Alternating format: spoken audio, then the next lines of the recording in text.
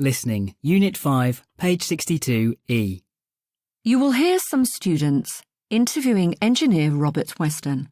For questions 1 to 6, choose the best answer, A, B or C.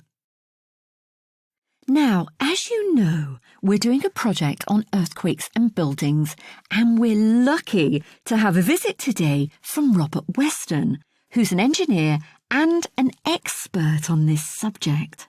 He's here to tell us about the latest information on designing buildings and how we can protect buildings from these disasters. Please welcome Robert.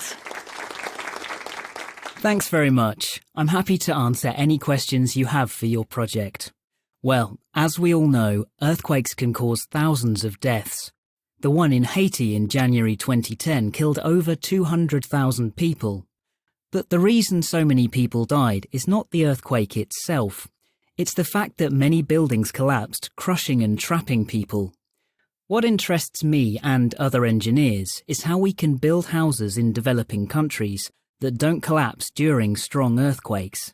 That's interesting. Now, has anyone got any questions? Put your hands up. Yes. Can you tell us? Are there any regulations when you construct buildings in richer countries? I mean, to make the buildings safe from earthquakes? Yes, there are. Modern concrete buildings are made stronger with steel, but this is expensive, so many poorer countries don't have the money for it. They just can't afford to pay for this. That's why engineers are looking at cheap solutions to protect buildings. So what sort of things are engineers developing? Well, one technique is to use more suitable building materials. Let's think about a country like Haiti. Roofs on houses are often made of heavy concrete, and this collapses easily if there is an earthquake.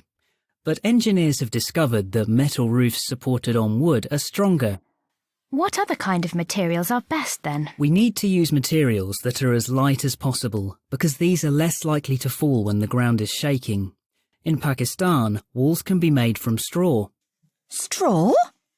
Really? That's right. The straw is pressed into blocks, and then plastic netting holds the walls together. We put this on the inside of the wall. Of course, the outside of the wall is painted and looks completely normal. Is it true that some brick walls aren't strong enough if there is an earthquake? That depends. In Peru, they use a kind of brick which is locally produced and cheap to build walls. But these walls crack and collapse very easily. Again, plastic netting can hold these walls together better so that people can escape when there is an earthquake. So, Robert, what other local materials do developing countries use? Well, in India, engineers are using bamboo to make concrete stronger. And in Indonesia, they're trying to protect houses from underneath. They've put old tyres filled with sand under the building and then construct the house on top. Sorry, but are these cheap and local materials really better in an earthquake? Generally, yes. Some of them are not as effective as more expensive methods, but they're better than nothing at all, and something that poorer countries can afford. So, finally, Robert, do you think these new ideas will help protect people in these countries? Well, I hope so, but so far progress has been slow. Some of these new types of houses have been built, but sadly many millions of people are still in danger. Well, let's hope that many more houses will be safer in the future. Robert, many thanks for coming to talk to us today. My pleasure.